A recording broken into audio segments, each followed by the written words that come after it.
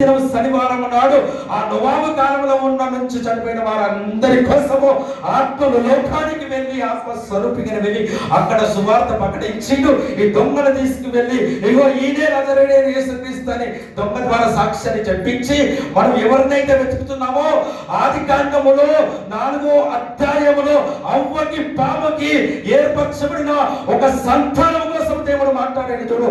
ఆ సంతానమే నజరేయుడైన యేసుక్రీస్తు అని చెప్పి ఆ దొంగ సాక్ష్యం చెప్పగానే వారందరూ నమ్మిన వారికి అక్కడే బాప్తిసం ఇచ్చి వారందరిని చరణగా తీసుకొని భూమి మీదకి వచ్చేసాడు. హల్లెలూయా.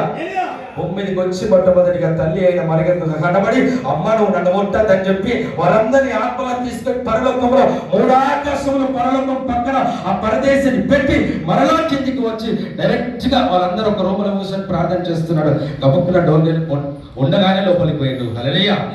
నేనే యేసుక్రీస్తు అన్నాడు. భయపడ్డారు. తోమట్టాడు, అయ్యా నువ్వు నిజంగా యేసుక్రీస్తు అయితే నేను నీ చేతిలో వచ్చిన మేకులు రంధ్రములు పెట్టి చూస్తా అన్నాడు. హల్లెలూయా.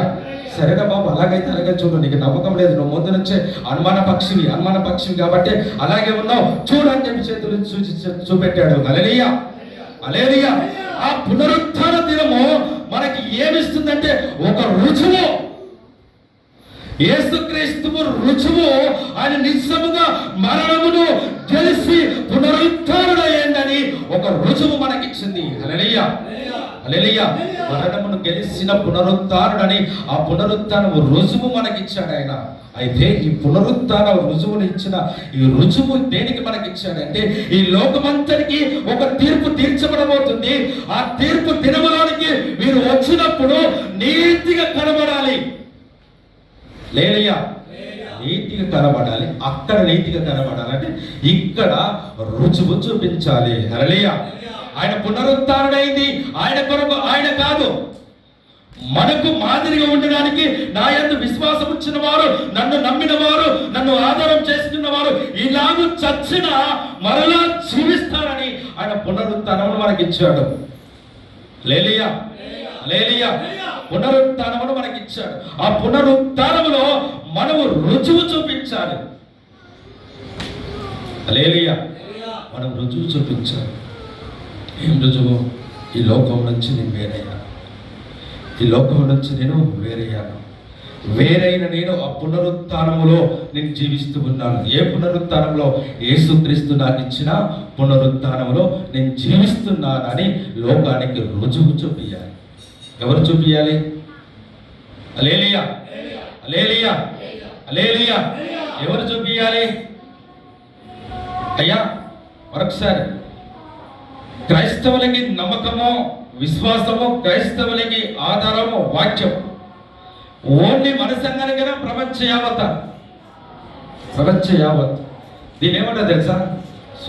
సార్విక సంఘము అంటారు. మన పేరు ఉన్నా, పక్క ఊర్లో సియోను మందిరం అని ఉన్నా, అటు పక్క ఊర్లో ఈ ఓసన్న మందిరం ఉన్నా, దీని అంతటికి బైబిల్లో పేరు పెట్టినది సార్వత్రిక సంఘము. హల్లెలూయా. ఈ సంఘం అంతా ఒకటికే రావాలి. నదులన్నీ వెళ్ళి సముద్రంలో కలిసినట్టుగా ఇవన్నీ కొరకు ఒకటి కావాలి. కావలసిందే. పేర్లు మనం పెట్టుకున్నవే, కానీ ఆయన పెట్టిన పేరంతా సంఘమంతా ఒకటి. అందరికీ ఒకే నమ్మకం, ఒకే విశ్వాసం, అందరికీ ఈ పరిశుద్ధ గ్రంథమే ఆధారము. హల్లెలూయా. హల్లెలూయా. అలా మనము రుజువు చూపించాలి. ఏ రుజువు చూపించాలంటే ప్రియమైన వారు, లోక సువార్త 7వ అధ్యాయం 30వ వచనం.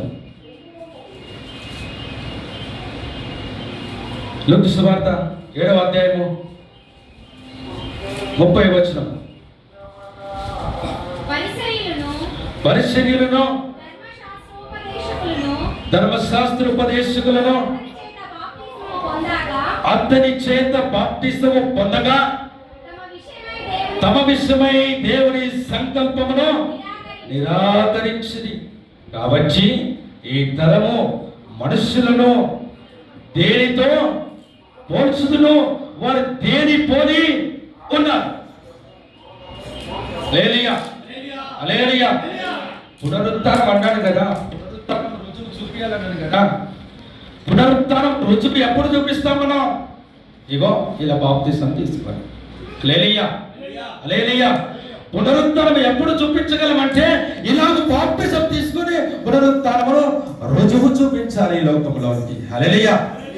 అయితే మనము బాప్టిజం తీసుకున్న వారిని, క్రైస్తవులుగా మారిన వారిని, క్రైస్తవులమైన మనకు నమ్మకము, విశ్వాసము, మనకు ఆధారము వాక్యం. హల్లెలూయా, హల్లెలూయా. అయితే క్రైస్తవ సంఘాల్లో ఈ రోజు ఎలా తగలటాయంటే ఆ నమ్మకమైన విశ్వాసముల నుంచి, ఆ గీత నుంచి బయటకు వెళ్ళిపోయి బైబిలే ఆధారం అంటే, వాక్యమే ఆధారం అంటే ఇందులో నుంచి బయటకు వెళ్ళిపోయి అనేక సంఘాలు, అనేక క్రైస్తవులు జీవిస్తూ ఉన్నారు. హల్లెలూయా. గాంధీ తాత ఎంతమందికి తెలుసు?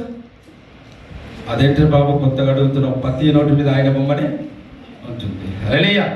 ప్రతి నోటి మీద ఆయనదే ఉంటుంది. ప్రతి నోటి మీద, చిక్కల మీద ఉండకపోయినా ప్రతి నోటి మీద ఖచ్చితంగా ఆయన బొమ్మ ఉంటుంది. ఎవరు తెలియకుంటుంటారు? హల్లెలూయా. ఆయన రాసిన చరిత్రలో బుక్లో ఒక శంప కొడితే మరొక శంప చూపేయాలని అన్నమాట మీకు తెలుసా? గాంధీ తాత మీకు తెలుసా? తెలుసు కదా, ఒప్పుకుంటారు కదా. హల్లెలూయా, హల్లెలూయా, హల్లెలూయా, హల్లెలూయా. చదువుతున్నాడు, బాగా చెప్తుంటాడు. సరే గాంధీ తాత చెప్పిండ్రా, మీరు కూడా ఎట్లా ఉండాలని చెప్తారా స్కూల్లో? హల్లెలూయా, హల్లెలూయా. ఆ గాంధీ తాత చచ్చిపోయే ముందు, అయ్యా బైబిల్ నువ్వు పరీక్షించావు కదా, బైబిల్ చదివావు కదా, నువ్వు క్రైస్తవుడికి ఎందుకు మారలే, క్రైస్తవుడికి ఎందుకు నువ్వు స్వీకరించలేదు, నువ్వు ఒక చెంప మీద కొడితే ఒక చెంప చూపిందని బైబిల్ యొక్క సిద్ధాంతం కదా, నువ్వు ఎందుకు మారలేదు అని గాంధీని ప్రశ్నిస్తే ఆ గాంధీ అన్నాడు తెలుసా, యేసుక్రీస్తు బోధనలు నాకు చాలా ఇష్టం, యేసుక్రీస్తు యొక్క సువార్త నాకు ఇష్టం, యేసుక్రీస్తు అంటే నాకు ఇష్టం. ఈ క్రైస్తవులు ఉన్నారు చూడు, నేను దరిద్రులు, క్రైస్తవులు అనే పేరు తత్వముల వారి జీవితంలో ఉండదు, అందుకే అంగీకరించలేదు. హల్లెలూయా, హల్లెలూయా, హల్లెలూయా. కరోనా టైంలో బాలసుబ్రహ్మణ్యం మన కోసం మన పాటలు, వెయ్యిల పాటలు పాడాడు క్రైస్తవుడిగా, కానీ క్రైస్తవుడిగా మారలేడు. చచ్చిపోయే ముందల బెడ్ మీద అడిగిరాడు, ఊపిరి ఆడట్లేదు, కరోనా కలిగి ఊపిరి ఆడట్లేదు అంటే, అయ్యా నువ్వు క్రైస్తవుడు కదా, ఎందుకు క్రైస్తవుడు స్వీకరించలేదంటే సేమ్ డైలాగ్ చెప్పాడు, క్రీస్తు అంటే ఇష్టం, క్రీస్తు బోధలు అంటే ఇష్టం, ఆయన వాక్యం అంటే ఇష్టం, అందుకే అన్ని పాటలు పాడాడు. కానీ క్రైస్తవులోనికి వెళ్ళి క్రైస్తవుడిగా జీవించాలంటే ఈ క్రైస్తవులకు ఆ జీవితం లేదు. ఆయననేమో నన్ను పోలి నడవండి, నా పునరుత్థానములో ఉండండి, అందుకే నేను మీ కొరకు చనిపోయి ఈ పునరుత్థానం మీకు ఇచ్చాను, మీరు లోకానికి నా పునరుత్థానం చూపించిందని అంటే ఈ క్రైస్తవులు అలా ఉండరు, వేషధారుల వలె ఉన్నారు, అందుకే వాళ్ళలోనికి నేను వెళ్ళలేదు. హల్లెలూయా, హల్లెలూయా. మరి నువ్వెలా ఉన్నావు? నువ్వు ఎలా జీవిస్తున్నావు? యేసుక్రీస్తు పునరుత్థానంగా కనపరుస్తున్నావా క్రైస్తవుడిగా? హల్లెలూయా, హల్లెలూయా, హల్లెలూయా, హల్లెలూయా, హల్లెలూయా. నేను క్రీస్తును ఎరిగి ఉన్నాను, క్రీస్తును అంగీకరించాను, క్రీస్తులో జీవిస్తున్నానని సరిపోదు,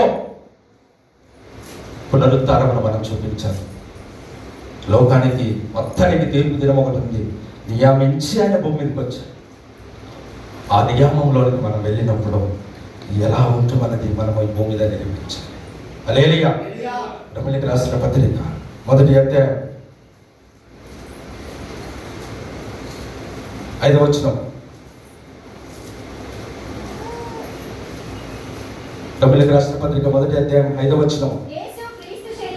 యేసుక్రీస్తు శరీరమును బట్టి దావీదు సంతానమును మృతులలో నుండి పునరుత్థానుడైనందున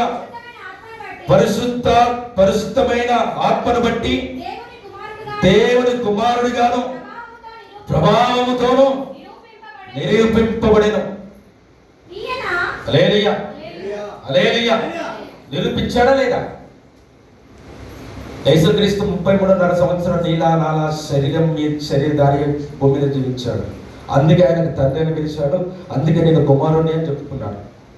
దేవుడు కాదైనా భూమి మీద ఉన్నప్పుడు దేవుని కుమారుడే, ఎందుకని తల్లి గర్భంలో శరీరధారి అయి శరీర రూపంలో భూమి మీదకి వచ్చాడు కాబట్టి ఆయన భూమి మీద ఉన్నంత 33.5 సంవత్సరాలు ఆయన మనిషి. హల్లెలూయా. అందుకే తండ్రి అని పిలుచుకున్నాడు, కుమారుడు అని చెప్పుకున్నాడు. అలాగే ఆ కుమారుడు ఎలా ఉండాలో ఒక క్రైస్తవుడిగా మాదిరి మొత్తం మన ముందు పెట్టాడు. ముందు పెట్టి పునరుత్థానుడై తిరిగి లేచి ఆ పునరుత్థానాన్ని మనకి ఇచ్చాడు. బ్రదర్, పునరుద్ధానమే మనకు నీతిని పరిస్తే, సిలువలో మరణించిన మరణము అది నీతి కాదా? అక్కడ మనల్ని నీతిపరుతులుగా చేయలేదా? లేదు. సిలువ మరణము ఒకటే మనల్ని నీతిమంతులు చేయలేదు. హల్లెలూయా, హల్లెలూయా. అక్కడ మరణించాడు, పాపము కొరకు మరణించాడు, పాపము కొరకు రక్తాన్ని కార్చాడు. అయితే పూర్తి నీతి మనకు ఎప్పుడు వస్తుందంటే ఈ పునరుద్ధానము జరిగినప్పుడు వచ్చింది. హల్లెలూయా. సిలువలో ప్రారంభమైంది. 3వ దినమున పునరుద్ధానం జరిగినప్పుడు ఆయన మనకిచ్చిన పునరుద్ధానం ద్వారా నీతి మనకు దొరికింది. హల్లెలూయా, హల్లెలూయా, హల్లెలూయా. ఆ పునరుద్ధానంలో మనం జీవిస్తున్న మనము ఏం చేయాలంట?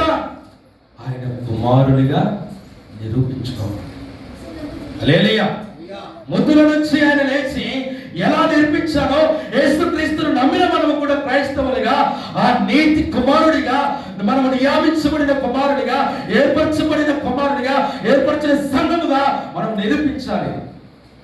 ఎవరికి? లోకానికి. హల్లెలూయా. ఎవరికి నిరూపించాలి? లోకానికి. లోకం నుంచి మనల్ని వేరు చేశాడు కాబట్టి లోకానికి నిరూపించాలి. హల్లెలూయా. లోకం నుంచి మనల్ని వేరు చేశాడు కాబట్టి లోకానికి మనము నిరూపించాలి. అలా నిరూపించినప్పుడే యేసుక్రీస్తు యొక్క సత్యవార్త బయలుదేరడానికి వెళ్తుంది. హల్లెలూయా.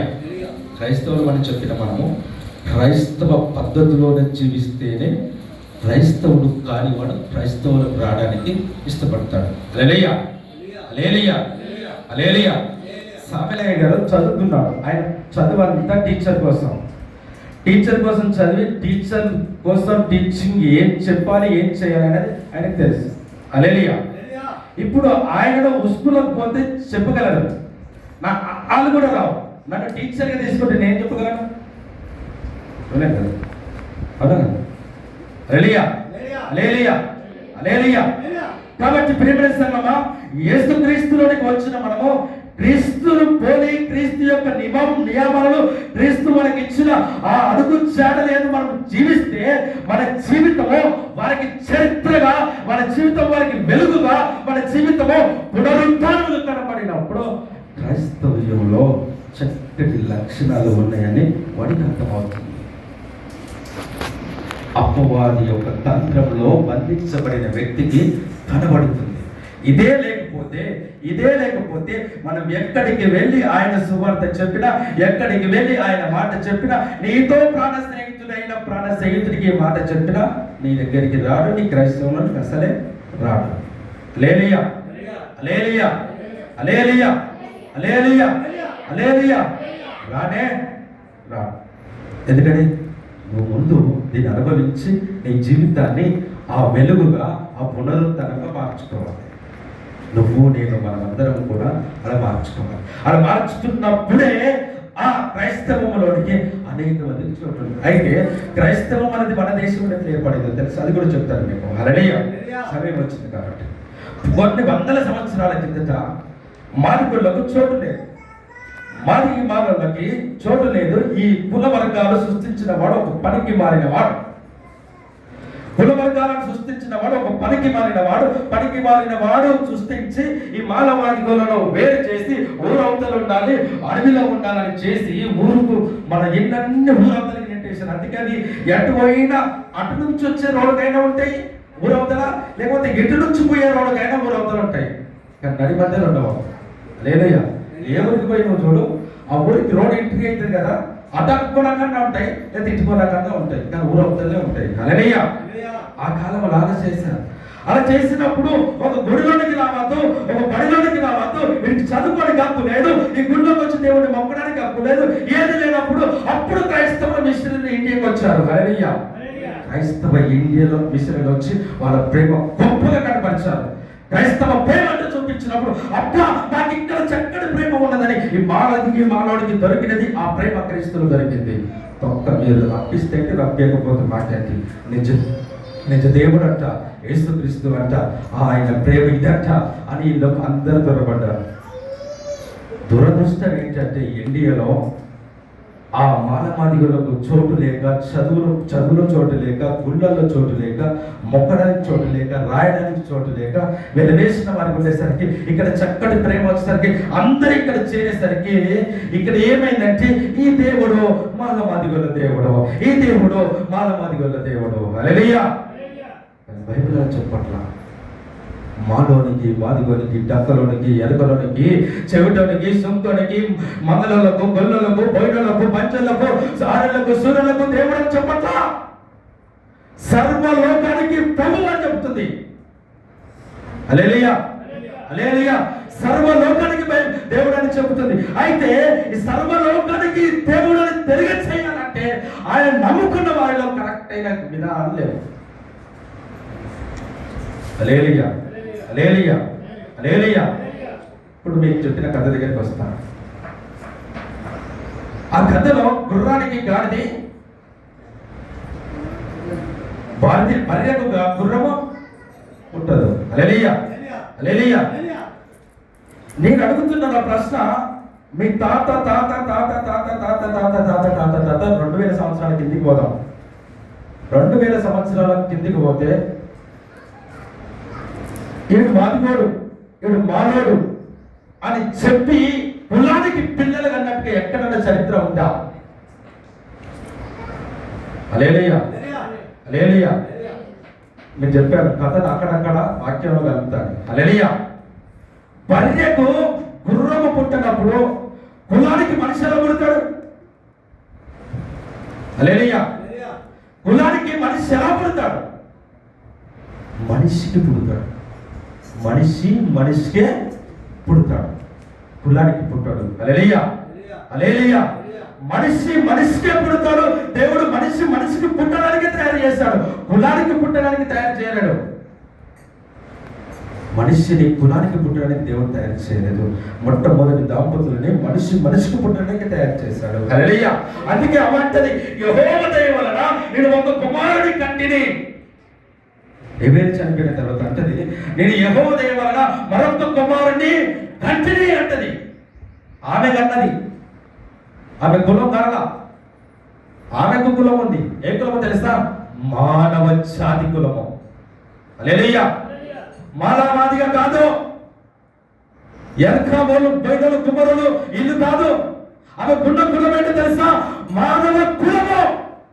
ప్రపంచ యావత్తు కూడా ఒకే కులము, అది మానవ కులము. క్రైస్తవుల కులం ఏంటి? ఈ కుల వర్గాల వల్ల నా యేసుక్రీస్తు అక్కడే ఆగిపోయాడు. వాళ్ళ ఇళ్ళకు చొర్రట్ల అక్కడే ఆగిపోతుండ్రు. నువ్వు నేను చేసే తత్తర వల్ల, నువ్వు నేను చేసే ఈ ప్రయోజనాల వల్ల అక్కడే ఆగిపోతున్నాడు, ఇక్కడ ఆగిపోతున్నాడు, ఈ 2 వర్గాలలో ఆగిపోతున్నాడు. హల్లెలూయా, హల్లెలూయా, హల్లెలూయా. పునరుత్థానములో ఉన్న నీవు పునరుత్థానుడవై నీకున్న నమ్మకము, విశ్వాసము నువ్వు కలిగి ఉండవలసినది ఈ పరిశుద్ధ గ్రంథమును, ఈ వాక్యాన్ని ఆధారం చేసుకోవాలి. నాకు వాక్యం ఇలా చెప్తుంది, ఇలా జీవిస్తా. వాక్యము నన్ను ఇలా మార్చుకోమన్నది, నేను మార్చుకుంటా. నువ్వు మార్చుకోకపోతే నువ్వు మనిషివి కాదు, క్రైస్తవుడు అంతకంటే కాదు. నువ్వు నేను మార్చుకోవడం. బైబిల్ చెప్తుంది 2 అంచెల కట్టుకో, ఇటు కోసుకోవాలని పోయాలి. హల్లెలూయా, హల్లెలూయా. ఇటు కొయ్యాలి, అటు కోసుకోవాలి. మనం కోసుకొని అన్నక్షరులకు కొయ్యడానికి నువ్వు ప్రకటించాలి. దేవుడు అదే మనకి ఇచ్చింది. బర్రెకు గుర్రము పుట్టదని మీరు నమ్మారు కదా, కులానికి మనిషి పుట్టడానికి కూడా నమ్మండి. హల్లెలూయా, హల్లెలూయా. ఆ పఠులు అన్నారు వాళ్ళతోని, అరే మీకేమైనా బుద్ధి ఉందా? ఎప్పుడు ఎక్కడైనా బర్రెకు గుర్రం నిలబడుతుంది, పుట్టదు కదా. అందుకే నేను శాపలు మీరు వినట్లేదు కాబట్టి మీకు చెప్పడానికి శంలో శాపలు కాలిపోతున్నాయి. శంలో శాపలు ఎన్నడూ కాలము, అలాగే బర్రెకు గుర్రం ఎన్నడూ పుట్టదు అనగానే ఆ ఇంచి ఆ పొలం యజమానుడు గబగబ పంట దగ్గరికి వెళ్ళి కాళ్ళ మీద పడి, ఆయన ఆ గుర్రమును ఆక్రమించుదామని చెప్పాను అన్నట్ట. హల్లెలూయా, హల్లెలూయా, హల్లెలూయా. గుర్రముని పట్టుకుంది, నేను తీసుకుందాము, అది బాగుంది, సుందరంగా కనబడుతుంది, బాగుందని అలా చెప్పానయ్యా, నన్ను క్షమించానంట. హల్లెలూయా. గుర్తుపెట్టుకోండి, కులానికి మనిషి పుట్టడం దేవుడు అనుమతిస్తే మనిషికి మనిషే పుడతాడు తప్ప కులానికి మనిషి పుట్టాడు. కొలొంబియాలను చంపేయండి, కొలొంబియాలను చంపేయండి. చంపేసిన రోజే ఈ పునరుత్థానాన్ని వాళ్ళకి చెప్పగలవు, వాళ్ళకి కనపరచగలవు, ఈ వాక్యాన్ని వాళ్ళకి తిరగచేయగలవు. హల్లెలూయా, హల్లెలూయా, హల్లెలూయా, హల్లెలూయా, హల్లెలూయా అని మనకు ఉండకూడదు. అది మంచిది కాదు ప్రేమైన వాళ్ళ. అది ఎవరికి మన క్రైస్తవులకు అస్తనే ఉండకూడదు. 6వ వచనం రోమా 1:6 ఈయన నామము నిమిత్తము, చదువుతారా? రోమా 1:6 ఈయన నామము నిమిత్తము సమస్త జనులు విశ్వాసమునకు విధేయులగునట్లు ఈయన ద్వారా మేము కృపను పొంది అపొస్తలులను పొందితిమి. మీరును వారిలో ఉన్నవారై క్రీస్తు వారుగా ఉండుటకు పిలువబడి ఉన్నారు. మీ విశ్వాసము సర్వలోకమున ప్రచురము చేయబడినట్టు మొదట మీ అందరి నిమిత్తము యేసుక్రీస్తు ద్వారా నా దేవునికి కృతజ్ఞత స్తుతులు చెల్లిస్తున్నాను. ఇది మన విశ్వాసం సర్వలోకానికి తెలియజేస్తారు. క్రైస్తవుల యొక్క విశ్వాసం గొప్పదే. కనబడని దేవుణ్ణి గొప్పగా నమ్మి వాక్యాన్ని ఆధారం చేసుకొని వాళ్ళ జీవితం వెలుగుగా మార్చుకున్నారు. నిజమైన జీవితం అదే అని క్రైస్తవులమైన మనం కనపరచాలి. హల్లెలూయా, హల్లెలూయా. అలా కనపరిచినప్పుడు మనం క్రైస్తవం కాదు. ఇప్పుడు మీరు అనుకోవచ్చు, అయ్యా నేను ప్రార్థన చేస్తే సాతాను గదగద అనుకుతుంది. అయ్యా నేను ప్రార్థన చేస్తే రోగాలు పోతున్నాయి. అయ్యా నేను ప్రార్థన చేస్తే నా కొడుకుకు బాగా అయితే, అయ్యా నేను ప్రార్థన చేస్తే నా భర్తకు బాగా అయితేనే భార్యగా, భర్తగా, సంఘ కాపరిగా, సంఘంగా అందరం మనం చెప్పుకోవడానికి బాగుంటుంది. ఆ పరలోకానికి వెళ్ళడానికి కాదు. హల్లెలూయా, హల్లెలూయా, హల్లెలూయా. చెప్పుకోవడానికే బాగుంటుంది, పరలోకానికి వెళ్ళడానికి కాదు. బైబిల్లో ఆ మాట కూడా నా యేసుక్రీస్తు ప్రభు చెప్పాడు తన నోటితో. అయ్యా నీ నామమున మేము దయ్యాలు ఎలగొట్టలేదా? నీ నామమున రోగులను స్వస్థపరచలేదా? అరే నువ్వేంటి మమ్మల్ని బయట నిలబెట్టి డోర్ వేస్తున్నావు, తలుపు తీయనంటున్నావేంటి? మేము నీ పిల్లలు కాకపోతే, నేను నీ సేవకుని కాకపోతే, నేను నీ సంఘ పెద్దలు కాకపోతే, నేను నీ సంఘ విశ్వాసిని కాకపోతే, నేను నీ శరీరాన్ని కాకపోతే నువ్వు ఎట్లా నా నుంచి స్వస్థపరచగలను? అప్పుడు నువ్వు అడుగుతావు అక్కడ, ఎలా నువ్వు స్వస్థపరచావు నా నుంచి? ఎలా నువ్వు దయ్యాలను నిలబెట్టావు? ఎలా రోగాన్ని స్వస్థపరచావు? నువ్వు చెప్పు అని నువ్వు అడుగుతావు. ఆయన అంటాడు, అరే అర్థం చేయగలరా? మీరేంట నాతో పని, నీకు మీతో నాకు పని ఏంటరా? నడు చల్ నడు, బయటికి పో. డోరేసి ఆ బయట నుంచి కూడా బయటికి వెళ్ళగలుగుతాడు. హల్లెలూయా. రోగాలు, స్వస్థతలు ఇవి మనం చేస్తే, ఆయన నామములో జరిగితే ఇవి స్వస్థపరిచాం కదా, బాగు చేసాం కదా అని చెప్పుకోవడానికి బాగుంటాయి, పరలోకానికి చేరడానికి కాదు. హల్లెలూయా. తీర్పు దినములో సింహాసనం మీద నిలబడితే మనం లెక్క చెప్పడానికి మన లెక్కన ఏమాత్రం ధైర్యమో సరిపోదు. ధైర్యం సరిపోదు. అక్కడ 1, 2 ఉన్నావు. నువ్వు పుట్టక మునుపు తల్లి గర్భంలో పిండముగా రూపించబడుతున్న కానుంచి ఆయన పిలిచేంత వరకు, ఆయన మరణింప చేసినంత వరకు ప్రతి ఆయన దగ్గర ఉంటుంది చరిత్ర. CCTVలు పెడితే, CCTV ఫోటోలు పెడితే, CC కెమెరాలు పెడితే ఒకరోజు పనిచేయం. టెక్నికల్ ప్రాబ్లం వల్ల రికార్డ్ అవ్వవు, కానీ ఆయన కనులు ఖచ్చితంగా రికార్డ్ చేస్తాయి. హల్లెలూయా, హల్లెలూయా. ఖచ్చితంగా రికార్డ్ చేస్తాయి. కాబట్టి మనము ఎంత సత్యములో, ఎంత నీతిలో, ఎంత పరిశుద్ధతలో, ఎంత క్రీస్తుని కలిగి అని దినదినము దగ్గరికి కావాలి. ప్రతిరోజు పాపం చేస్తాం. చెప్పే ఎంత పెద్ద సేవకుడైనా పాపం చేస్తాడు, ఎంత పెద్ద విశ్వాస అయినా పాపం చేస్తాడు. ప్రతిరోజు పెద్ద సేవకుడు సతీష్ కుమార్ ఏ పాపం చేయాలంటాడు? పుట్టల బద్దలు ఆడతాడు. పాపం కాదా? హైదరాబాద్ ఉంటాడు, జైరాబాద్ ఉంటాడు. అబద్ధం కాదా? మా శామన్న చెప్తాడు, ఈయన ఉంటాను నేను జైరాబాద్లో ఉంటాడు. అబద్ధం కాదా? నేను హైదరాబాద్లో ఉంటా, సంగారెడ్డిలో ఉంటా. మస్తాను చెప్తాడు. అబద్ధం కాదా? పాపం కాదా? అయితే వినండి, ప్రతిరోజు పాపం చేస్తాం. ప్రతిరోజు మనం దాన్ని మార్చుకోవాలి, సరి చేసుకోవాలి. దినదినము కొత్తగా మారుతూ ఆయన దగ్గరికి అవుతున్నప్పుడు దినదినము రూపాంతరం పొందాలి. ఎలా పొందాలో తెలుసా? మీ చేతిలో పత్తి మొక్క ఇత్తు నాటినప్పుడు, అది లోపలికి వెళ్ళినప్పుడు వారం రోజులని మీకు కనబడదు. వారం రోజులని కనబడదు ఎత్తు. వారం రోజుల తర్వాత పలిగిపోయి చచ్చిపోయిన ఎత్తు సిగురుతో బయటికి దాని మీద ఉన్న మట్టిని తన్నుకొని బయటకు వస్తుంది. హల్లెలూయా, హల్లెలూయా. తన్నుకొని బయటికి వచ్చినంత మాత్రాన అది బతుకుతుందని గ్యారెంటీ లేదు. అది బతకాలంటే ఎదగాలి. ఎదుగుతున్నప్పుడు తుఫాన్ వస్తుంది, గాలి వస్తుంది, పురుగులు వస్తాయి, అన్ని ఈగలు వస్తాయి, అన్ని వచ్చి దాన్ని కలుస్తుంటాయి, తింటుంటాయి, నాశనం చేయడానికి ప్రయత్నం చేస్తూనే ఉంటాయి. అన్ని చేస్తూ ఉన్నప్పుడు కూడా అది ఎరిగి దాని యజమానుడు మందు కొట్టి అన్ని చేస్తున్నప్పుడు పెద్దగై కాపు కాసి పూత పూసి ఆ పూతకు కాయై పత్తి పూసి నువ్వు తెచ్చుకున్నప్పుడు నీకు లాభం వస్తుంది. హల్లెలూయా, హల్లెలూయా. నీ జీవితము కూడా ఆ పరలోకానికి పత్తి వచ్చి అమ్మి లాభం పొందేంత వరకు నువ్వు అలా ఉండాలంటే ఈ భూమి మీద అన్ని నీ మీదకి వచ్చినా సరే నీతి సత్యము కలిగి జీవించాలి. హల్లెలూయా. ఏదో వచ్చిందని, ఏదో జరిగిందని, ఏదో చేసిందని నువ్వు నేను బైబిల్లో విశ్వాసమును దాటి పోకూడదు. అదే చెప్తుంది బైబిల్. ఏం చెప్తుంది? రోమీయులకు రాసిన పత్రిక 1వ అధ్యాయం 18వ వచనం ఒకసారి చూద్దాం. దుర్నీతి చేత సత్యమును అడ్డగించు మనుషుల యొక్క సమస్త భక్తిహీనత, దుర్నీతి మీదను. హల్లెలూయా. ఎక్కడి నుంచి వస్తుందంటే దేవుని కోపము ఎవరి మీదకి వస్తుందంట?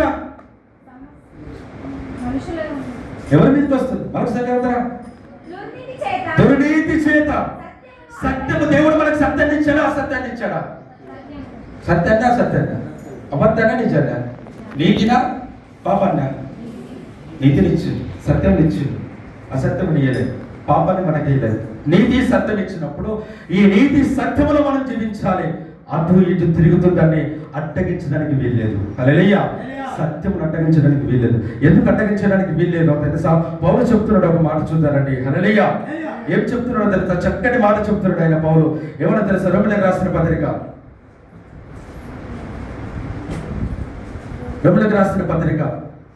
14వ అధ్యాయం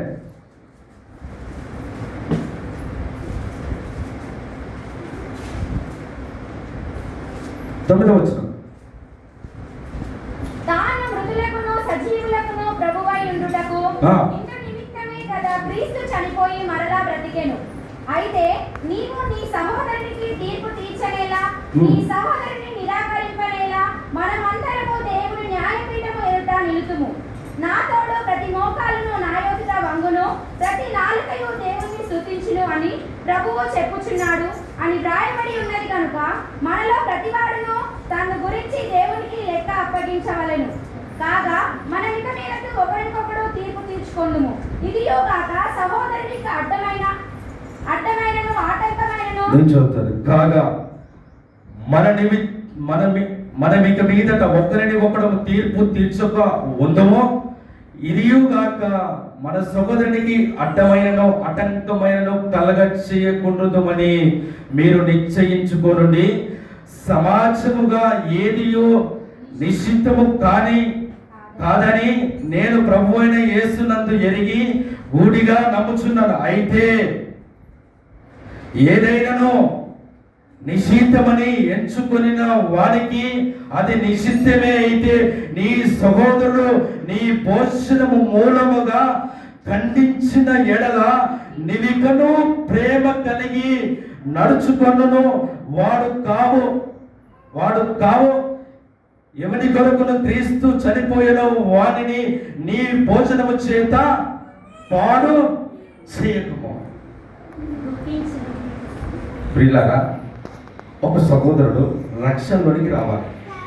రక్షణలోనికి రావాల్సిన సహోదరుడికి నువ్వు తింటున్న తిండి అడ్డగా ఉంటే, నువ్వు తినే తిండి వాడికి అడ్డుగా ఉంటే, వాడు పేదోడు, నువ్వు వాడు ఎదుట చికెన్ మటన్ తింటావు, వాడికి అదే తినాలనిపిస్తుంది, వాడికి అదే కోరిక కలుగుతుంది. అయితే నువ్వు వాడికి నీ తిండి అడ్డము కలిగి ఈ రక్షణలోనికి రావాల్సిన ఆ బిడ్డ ఆ అడ్డగా ఉంటే నువ్వు తిండి మానే. పౌలు చెప్తున్న మాట. హల్లెలూయా. నీకు అట్టుగా ఉన్నట్టయితే, వాడు రక్షణకు అట్టుగా ఉన్నట్టయితే నువ్వు ఆ తిండి మానే. తిండి నువ్వు తినకపోయినా పర్లేదు, కానీ నీ కుమారుడు లేదా నీ బిడ్డ లేదా నీ సోదరుడు రక్షణలోనికి రావాలి. అందుకే కదా యేసుక్రీస్తు చనిపోయి అందరి నిమిత్తము మరలా బతికింపబడ్డాడు, మనల్ని బతికించడానికి. అందుకే యేసుక్రీస్తు అంటాడు, లాజరు చనిపోయినప్పుడు, హల్లెలూయా, యోహాను సువార్త 14వ అధ్యాయంలో అక్కడ అంటాడు 37వ వచనంలో ఏమన్నా తెలుసా? లాజరు చనిపోయినప్పుడు అందరూ అనుకుంటారు, యేసుక్రీస్తు ఈ గుడ్డివాణ్ణి బాగు చేసిండు కదా, ఈ గుడ్డివాణ్ణి లేపిండు కదా, ఈ గుడ్డివాణ్ణి బాగు చేసిండు కదా, అయితే చచ్చిపోయిన ఈ మనిషిని లేపలేడా అనుకుంటారు. హల్లెలూయా అనుకోని ఆ సమాధి దగ్గరికి వెళ్ళినప్పుడు యేసుక్రీస్తు అక్కడ ఉన్న స్థానికులకు ఒక మాట చెప్తాడు, ఆ రాయి పొలిపేయండి అని. హల్లెలూయా, రాయిని పొలిపేయండి అని స్థానికులకు అక్కడున్న మనుషులకి మాట చెప్తాడు. ఆ మాట చెప్తున్నప్పుడు అతని సోదరుడైన మార్త వచ్చి, నాయనా యేసయ్య పొరపాటున రాయి తీయకు. హల్లెలూయా, వాడు చచ్చిపోయి 4 రోజులైంది. కంపు కొడుతుందయ్యా. మనిషి ఒక్కరోజు శరీరంతో ఉంటాడు, 2వ రోజుకి శరీరం అంతా అతలకుతలమైపోతుంది, 3వ రోజుకి ఇట్లా చెడ్డలు పట్టినట్టు అవుతుంది. అందుకు 4 రోజులైంది కదా, మొత్తం కంపు వస్తుందయ్యా, వద్దు అంటది. హల్లెలూయా. అయితే ఆ 38వ వచనంలో 39వ వచనంలో 40వ వచనంకి వచ్చేసరికి స్థానికులు వెళ్ళి రౌతును బలిపేస్తారు. ఇప్పుడు యేసుక్రీస్తు ప్రభువు లాజరు బయటికి రా అంటే లాజరు వచ్చేసిండు. రావుతూ అట్టుగా ఉన్నప్పుడు, ఆ రాయి అట్టుగా ఉన్నప్పుడు యేసుక్రీస్తు రాయి బయటికి పక్కకు పో అంటే రావుతూ పోతుందా పోదా? ఒక మాట సెలవిస్తే శరీరము అంత కూలిపోయి సమాధిలో చచ్చిపోయిన జీవము లేని ఒక బాడీ అందులో ఉన్నప్పుడు యేసుక్రీస్తు లాజరు బయటికి రా అన్నప్పుడు అది వచ్చినప్పుడు రౌత నువ్వు బయట పక్కకు పో అన్నప్పుడు రౌత పోతుందా పోదా? మరి వాళ్ళకి ఎందుకు చెప్పాడా మాట? రెడీగా వాళ్ళకి ఎందుకు చెప్పాడో మాకేం తెలుసయ్యా, నువ్వు చెప్తున్నావు కానీ లేఖనాలు చూపించట్లేదు అంటున్నావా? ఎవరు సువార్త చదవండి అక్కడ 11వ అధ్యాయం 37 నుంచి 40 వచనం ఉన్నది. మనకు కావాల్సింది 40 వచనం. 40 వచనం చూడండి. అక్కడ స్థానికులు అక్క మా చెప్పింది మార్తకు వచ్చి, అయ్యా అయ్యా రౌత తీయకు కంపు కొడుతుంది అన్నప్పుడు ఈ స్థానికులు యేసుక్రీస్తు మాట వినకుండా, అయ్యో మార్తక్క చెప్పింది కదా, మార్తక్క చెప్పింది కదా, రౌతను తీస్తే కంపు కొడుతుందని, అరే నువ్వు ఏం చెప్తావయ్యా యేసయ్యా, నువ్వు పో, మేము దియ్యం అన్నారా? చదవండి మరి, మీ చేతిలో బైబుల్ లేవా? అది చెప్తే మీరు తప్పు అనుకుంటారు కదా. యోహాను సువార్త 11వ అధ్యాయం 37వ వచనం. వారిలో కొందరు వారి గుడ్డివాని కన్నులు తెరిచిన ఈయన చావకుండా చేయలేడా? యేసు తనలో మునుగుచు సమాధి యుద్ధకు వచ్చెను. అది ఒక గుహ, దాని మీద ఒక రాయి పెట్టి ఉండెను. యేసు రాయి తీసివేయడని చెప్పగా చనిపోయిన వాని సహోదరి అయిన మార్త, ప్రభువా అతడు చనిపోయి 4 దినములైనది కనుక ఇప్పటికి వాసన కొట్టునని ఆయనతో చెప్పెను. అందుకు యేసు, నీవు నమ్మిన ఎడల దేవుని మహిమ చూతు అని నేను నీతో చెప్పలేదా? హల్లెలూయా. ఆమెకి ఎప్పుడో చెప్పాడు ముందుగానే, యేసయ్య నువ్వు నాతో ఉంచి నా సోదరుడు చనిపోయేవాడు కాదని ముందే చెప్పినప్పుడు వాడు ఎక్కడ పాతి పెట్టారంటే వాళ్ళ చోటు అంటే సరే పోదామనేసరికి ఇంటికి వెళ్ళి మరియమ్మను తీసుకొని వచ్చేసింది. హల్లెలూయా. ఇప్పుడు ఆయన స్థానికులకి యేసుక్రీస్తు యొక్క తత్వం ఏంటో తెలుసా? ఆయనే స్వయంగా చేయొచ్చు, చేయకుండా చెప్పింది ఏంటో తెలుసా? అక్కడ ఒక బాధ్యత ఇస్తాడు, స్థానికంగా ఉన్న వారికి బాధ్యత. యేసుక్రీస్తు కూడా ఏర్పరచుకున్న మనకు బాధ్యత ఇస్తాడు, బాధ్యతగా పని చేయాలి. ఇప్పుడు మరలా తీస్తున్నా మీకు చెప్పిన కథ. స్థానికులకు చెప్పాడు, రాయిని పొలిపేయండి. రాయిని పొలిపేసే శక్తి యేసుక్రీస్తుకు ఉందా లేదా? నమ్ముతున్నారా? ఖచ్చితంగా మీరు నమ్మునట్టయితే యేసుక్రీస్తు స్థానికులకు చెప్పాడు ఆ రాయిని తీయమని. వాళ్ళు తీయకుండా మార్త చెప్పిన మాటకు అడ్డుపడ్డారా, తీసారా? తీయాల్సిన అవసరం ఏంది? సొంత అక్కచ్చి చెప్పిందిగా, వాడు చచ్చిపోయి 4 రోజులైంది, వాడు కప్పు కొడతాడు, ఎందుకు తీస్తారని చెప్పి అన్నప్పుడు వీళ్ళు ఆ పక్కన ఉండొచ్చు కదా, ఎందుకు తీస్తారు? హల్లెలూయా, హల్లెలూయా, హల్లెలూయా, హల్లెలూయా, హల్లెలూయా. తీసారని మీరు నమ్ముతున్నారు కదా. 40 వచనం చూడండి, 40 ఉన్నది ఖచ్చితంగా. తప్పుడు 40. అందుకు యేసు, నువ్వు నమ్మిన ఎడల దేవుని మహిమ చూసిందని నీతో చెప్పలేదా? అనడం. అంతటా వారు తీసివేసిరి. తీసివేయలేదా? మనకిచ్చిన బాధ్యత కూడా అదే దేవుడు. కానీ ఆ బాధ్యతలు మీరేం చేస్తున్నారు తెలుసా? బర్రెకు గుర్రం పుట్టదు అన్నట్టుగా ఆ బాధ్యతలు మీ కులాలకు వాడుతున్నారు. హల్లెలూయా. కులాలకి వాడి దేవుని మందిరంలో ఆయన ఇచ్చిన బాధ్యతలు పనిని పునరుద్ధరణ చేయకుండా మీ ఇళ్లలో మీరు కూర్చొని బొమ్మలు తీసిన బాసాలు కడగలేడా పల్ల చేయడానికి. దేని పంట కట్టిన మీరు రక్షణ? రాగి తీయమని ఆయన బాధ్యతగా మీకు ఇస్తే, ఆయన పరివారంలో మీకు బాధ్యతగా ఇస్తే, ఆ బాధ్యత దేనికంత కట్టలు పనికి మొదలు పురాణపు పనికి మొదలు పురాణ కట్టగట్టి ఆయన పనిని పక్కన పెట్టి తత్వమునకు తయారు ఇక్కడ కూర్చున్నారు. ఇదే మీరు పాటిస్తున్న వాక్యం. మరలా నిన్ను అడుగుతున్నా, ప్రమాణికమేంటి మనకు వాక్యం? మరి వాక్యం చెప్తుంది కదా,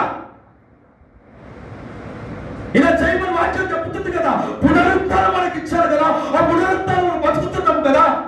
మరి పర్రెకు గుర్రం పుట్టింది అన్నట్టు బతుకుతున్నామే మనం?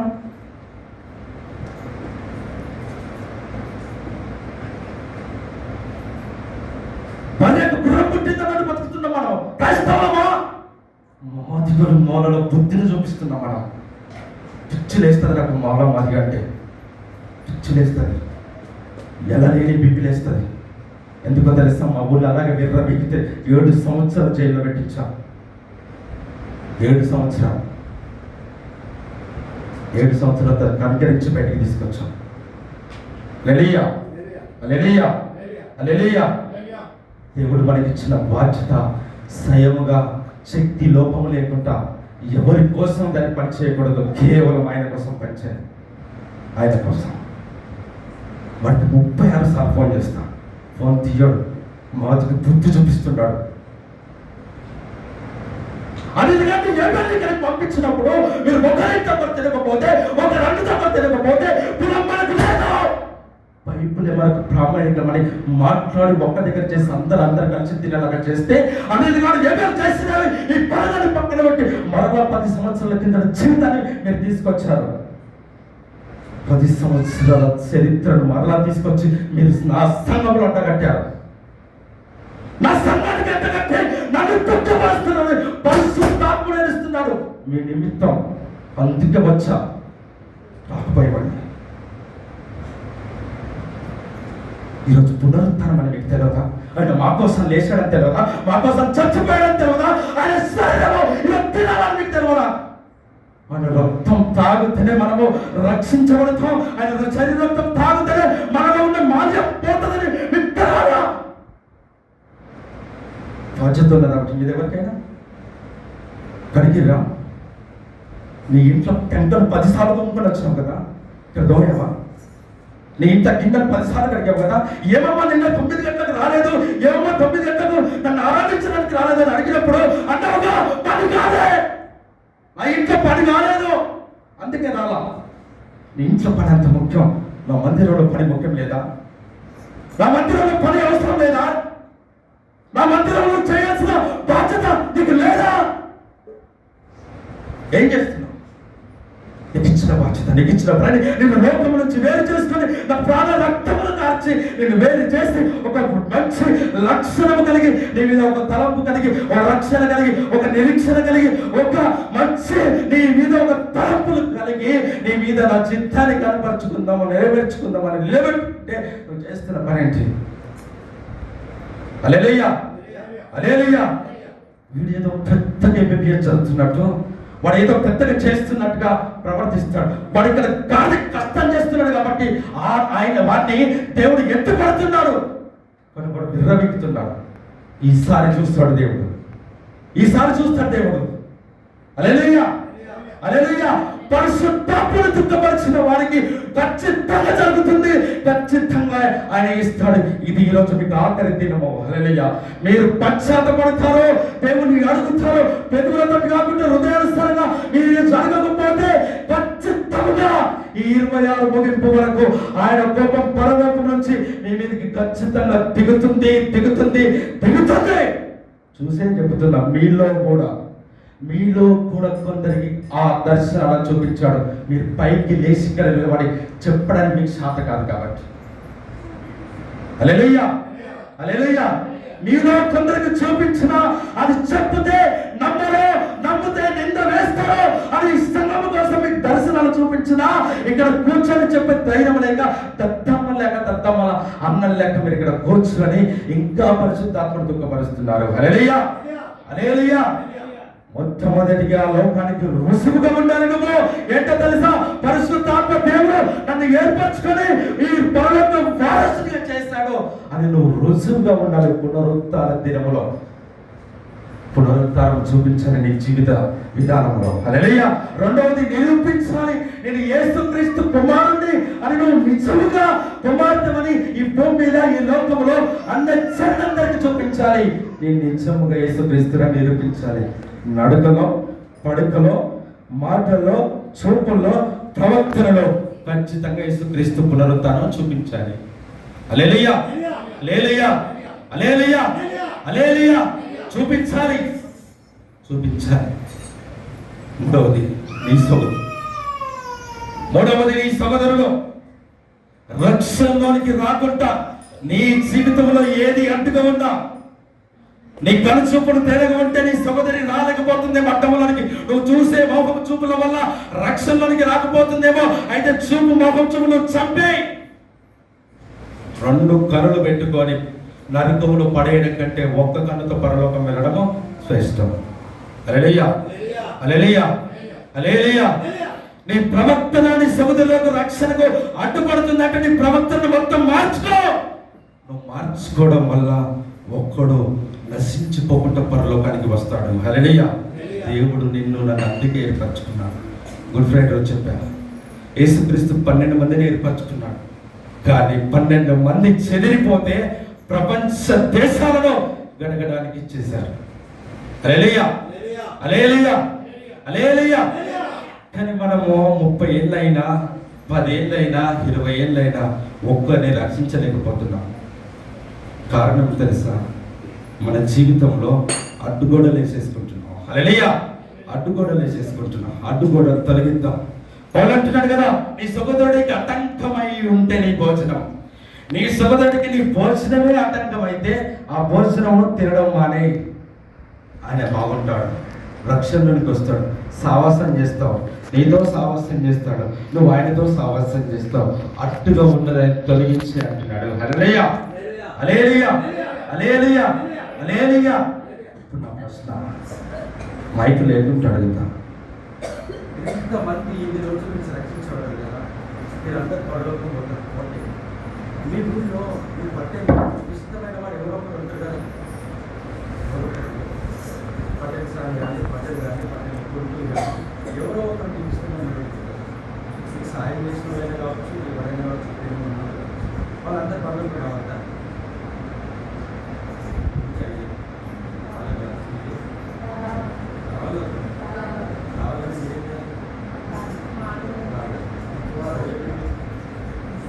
ప్రార్థన చేస్తే మనిషి మారుతారని ఎవరు చెప్పిండు? ఎవరు చెప్పినప్పుడా? ప్రార్థన చేస్తే మనిషి మారుతారని ఎవరు చెప్పిండు? ప్రార్థన చేద్దామని నేను అంట, ప్రార్థన చేస్తే మారాడు, మాట్లాడితే మారడు. హల్లెలూయా. ప్రార్థన చేస్తే మారడు, మాట్లాడితే మారుతాడు. నీ జీవిత చరిత్ర చూస్తే మారుతాడు. నువ్వు వాళ్ళ దగ్గర ఉన్నప్పుడు వాళ్ళతో కలిసి మాట్లాడుతున్నావు, నీ మాట తీరును బట్టి మారుతావు. మరి వాళ్ళంతా ఇప్పుడు మరలా 3 సార్లు అన్నా, 2 సార్లు తీసిన, ఇప్పుడు మళ్ళా తీస్తున్నా. బర్రెను గుర్రం కట్టగడితే, గుర్రాన్ని బర్రె కట్టగడితే పక్కనున్న ఎద్దులు ఆ 2 మధ్యలో కలుస్తాయా? కలుస్తాయా? కలవే. అలాగే నమ్ముతారు కదా. అందుకు ఇప్పుడు మనం బయటకు వద్దాం. దేంట్లో నుంచి? కులంలో నుంచి, దేంట్లో నుంచి? మతంలో నుంచి, దేంట్లో నుంచి? వర్గాల నుంచి. దేనికి రావాలి? అసలైన క్రైస్తవంలోకి రావాలి. క్రైస్తవంలోనికి వచ్చి నువ్వు నిరూపించాలి. ఇక్కడ నుంచి నేను క్రీస్తు బిడ్డను. నువ్వు నిరూపించాలి. నీ మాటల్లో, ప్రవక్తల్లో, అన్నింటిలో కూడా నేను నిరూపించాలి. నా ప్రవక్తలు, నా చూపుల్లో, నా మాటలో నిరూపించాలి. దేని తెలుసా? పునరుత్థానుడైన యేసు నిజముగా పునరుత్థానాన్ని ఇచ్చాడు. ఆ పునరుత్థానంలో మనం ఉండాలి, జీవించాలి. ఇది నా జీవిత చరిత్ర అని చూపించాలి.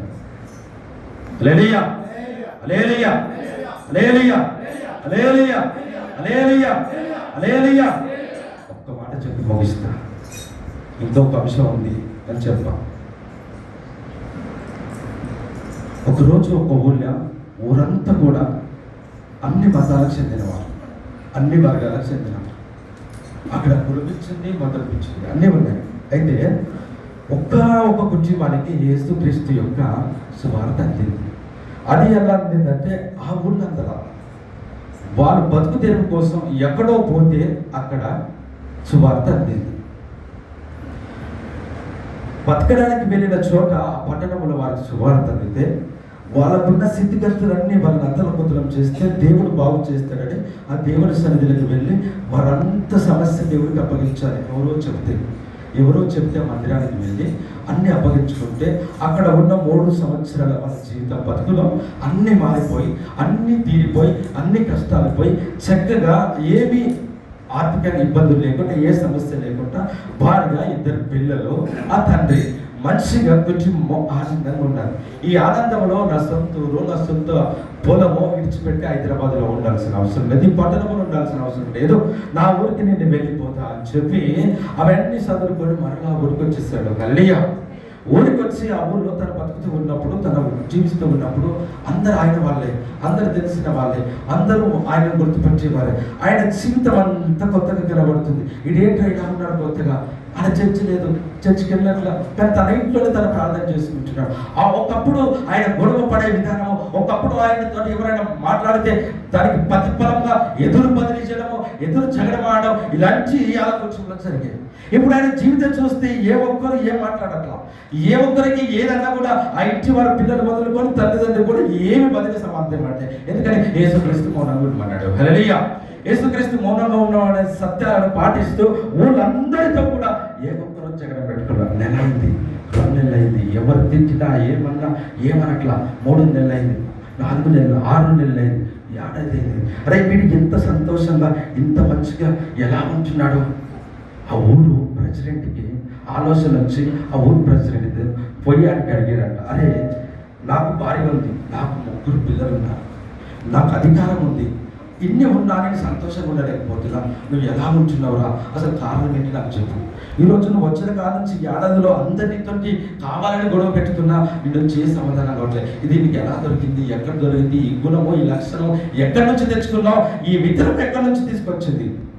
ఒక పత్తి పంట పండితే బాగా ఆ చేతి దగ్గరికి వెళ్ళి ఆ యజమానుడికి అడిగితే, అయ్యా పత్తి కాయలు బాగున్నాయి, ఒక్క చెట్టుకు 115 కాయలు కాసాయి, ఈ ఇత్తనం ఎక్కడికి తెచ్చావని అడుగుతారు. పలానా షాపులో నుంచి పలానా మనిషి దగ్గర నుంచి తీసుకొచ్చాను, బాగుంటాయి అక్కడ అని చెప్తే అక్కడికి వెళ్ళి అందరూ కొనుక్కుంటారు. అలాగే ఈ వ్యక్తి అడుగుతున్నాడు, ఎక్కడి నుంచి తెచ్చావు ఈ విత్తనం, ఎక్కడి నుంచి నీలో మొలిసింది. హల్లెలూయా, హల్లెలూయా. ఈ చక్కటి ఫలాలు నిన్ను కనబడుతున్నాయి, ఎక్కడి నుంచి వచ్చిందని అడిగినప్పుడు ఆయన అన్నాడట, అయ్యో ఎక్కడి నుంచి నేను తెలియదు, ఇది నేను ఎక్కడ కొనుక్కోలేదు, నాకు ఉచితంగా వచ్చింది ఈ విత్తనం నీకు ఉచితంగా ఎక్కడి నుంచి వచ్చింది.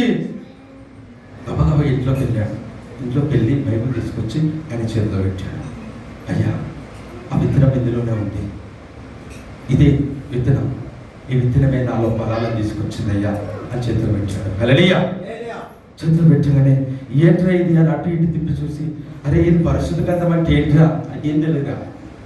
ఏంట్రా అంటే ఇది బైబిల్ అంటారు అయ్యా, బైబిల్ అంటారు దీన్ని అనగానే, అవునా ఇందులో ఉందా ఇద్దరం, అది గబగబ పెట్టుకొని సంకలు పెట్టుకొని ఎవరిని కనబడకుండా లోపల అంగి లోపల సంకలు పెట్టుకొని గబగబ ఇంటికెళ్ళండి. ఇంటికి వెళ్ళి రోజు రాత్రి భార్య బిడ్డలు పడ్డాక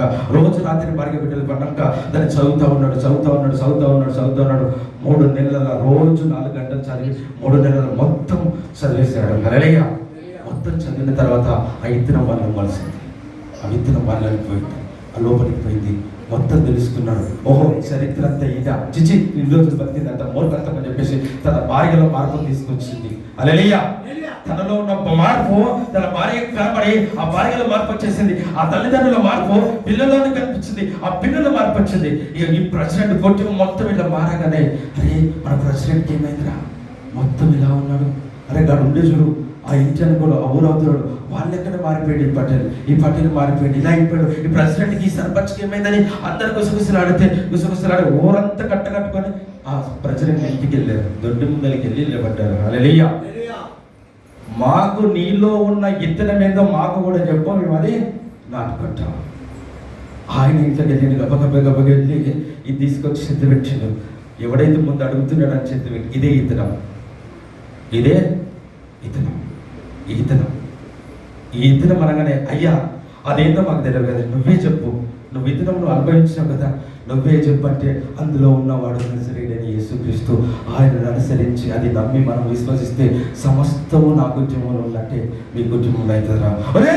మన ప్రెసిడెంట్ ఉన్నట్టుగానే మనమందరం ఉండాలి. సాటింపు చేశారు, ఒకే తిరుపతి ఊరు దీన్ని పడుతుంది. హల్లెలూయా, హల్లెలూయా.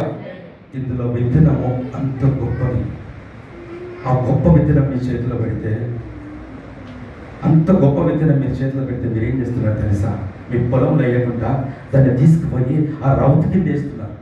విత్తనాన్ని రౌతు కింద. హల్లెలూయా, హల్లెలూయా. రౌతు కింద వేస్తే మీకు పత్తి మొలుస్తుందా?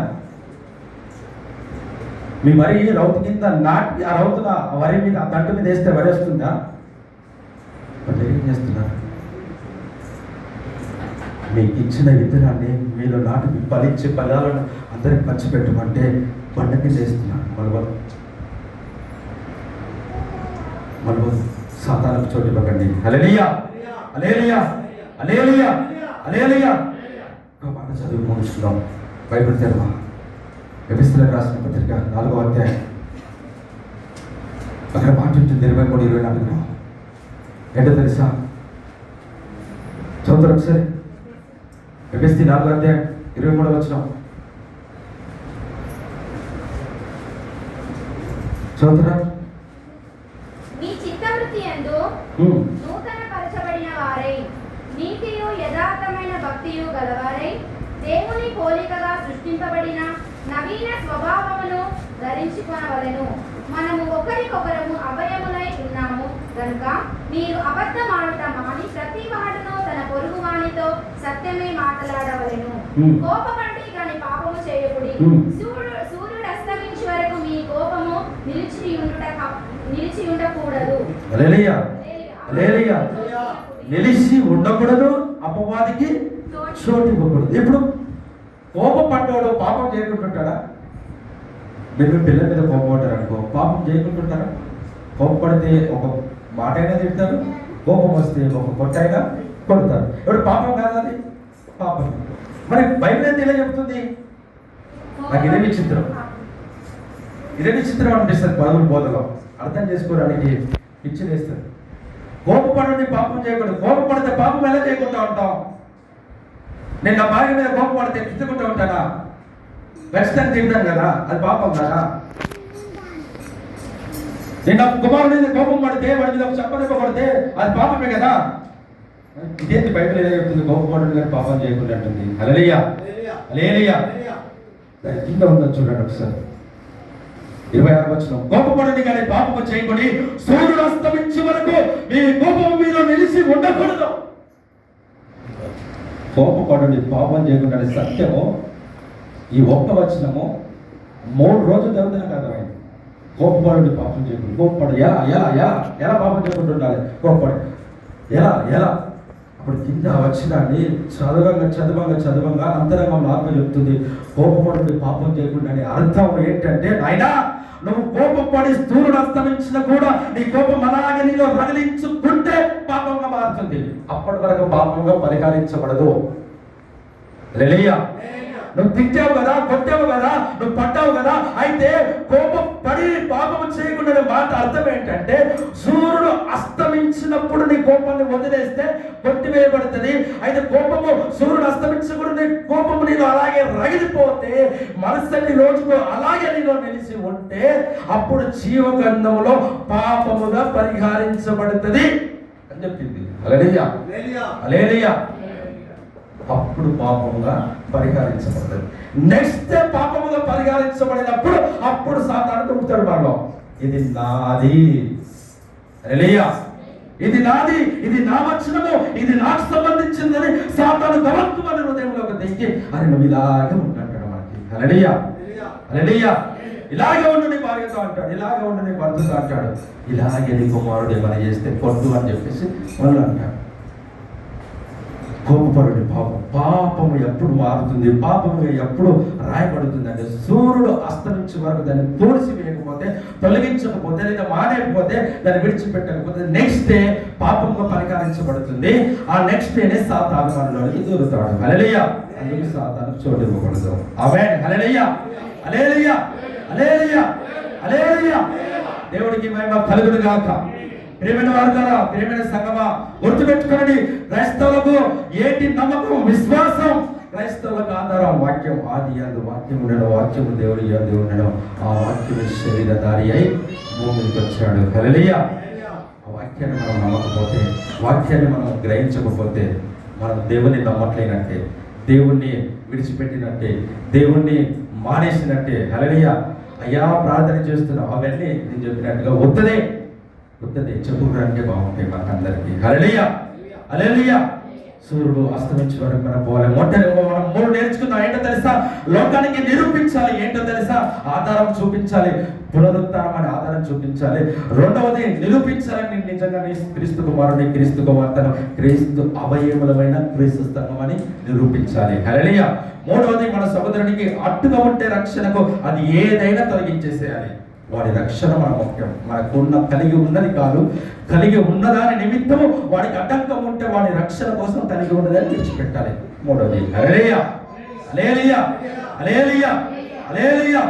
ఈ 3 బాధ్యతలలో అనేక సూత్రాలు ఉన్నాయి కాబట్టి అనేక సూత్రాలను గ్రహించి ఆ సూత్రాలను మనం నడుస్తూ ఆ దేవాది దేవుని సంతోషపెట్టి ఆయన మహిమపరచాల్సిందిగా, ఆయన నామానికి మహిమ తెచ్చేటట్టుగా, ఆయన అవయవమైన సంఘముగా మనం అందరం జీవించాలని ప్రభు పేరట మీ అందరికీ నా శిరస్సు వచ్చి నమస్కారం చేస్తున్నా. దేవునికి మాటలు దీవించునుగా. ప్రార్థన చేద్దాం. మహాపరిశుద్ధుడా, ప్రేమ కలిగిన తండ్రి, గొప్ప దేవ, యేసయ్యానికి వందనాలు, స్తోత్రాలు ప్రభువా. అయ్యా, నీ పునరుత్థానమును తండ్రి మేము ధ్యానించాము నాయన. నీ పరిశుద్ధాత్మ చేత ప్రభువా, ఆయన పరిశుద్ధాత్మతో ప్రభావం అందరితో మాట్లాడినందుకు నీకు వందనాలు, స్తోత్రాలు నాయన.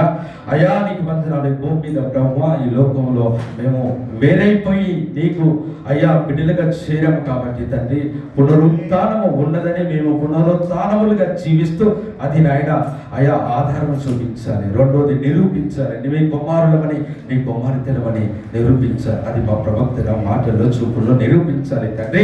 మూడోది ప్రభు, రక్షణకు అడ్డంకమైనది ఏదైనా విడిచిపెట్టాలి. మా సహోదరులకు ఏది అడ్డుగా ఉన్న విడిచిపెట్టి వాళ్ళని రక్షణలోకి తీసుకురావాలి. అయ్యా, అన్ని జనులైన మా సహోదరులకు రక్షణలోకి నడిపించే మహాకృప మా అందరికీ దయచేయండి ఆయన. యేసయ్యా, మేము పాపంలో పడుతుంటా అయ్యా నీకు వ్యతిరేకంగా ప్రవర్తించకుండా, నువ్వు ప్రాణం పెట్టి మమ్మల్ని కొన్నావు, వెలబెట్టి మమ్మల్ని కొన్నావు. కానీ మేము మనుషులము నాయన, కొన్నిసార్లు లోకంలో కనబడే సైతాను కనబరిచే దృశ్యాలకు మేము లొంగిపోతామయ్యా. కానీ నువ్వు విడిచిపెట్టే దేవుడు కాదు తండ్రి. దయతో మమ్మల్ని ప్రభు మన్నించండి, క్షమించండి ప్రభు, కనికరించండి తండ్రి. మేము కలిగి ఉన్న ప్రతి పాపమును, ప్రతి అపరాధములను క్షమించి నీ రక్తంలో పరిశుద్ధపరిచిన ఆయన నీ బిడ్డలుగా అయ్యా రుజువు చూపించులాగా, నిరూపించులాగా, అడ్డంకం తొలగించుకునేలాగా మేము జీవించుకుంటున్నాం. నాకు మాకు అందరికీ దయచేయమని మా ఘనత ప్రభావానికి సమర్పిస్తూ యేసుక్రీస్తు నామం పేరిట పెట్టుకుంటున్నాం తండ్రి. కలిగి చెప్పట్లు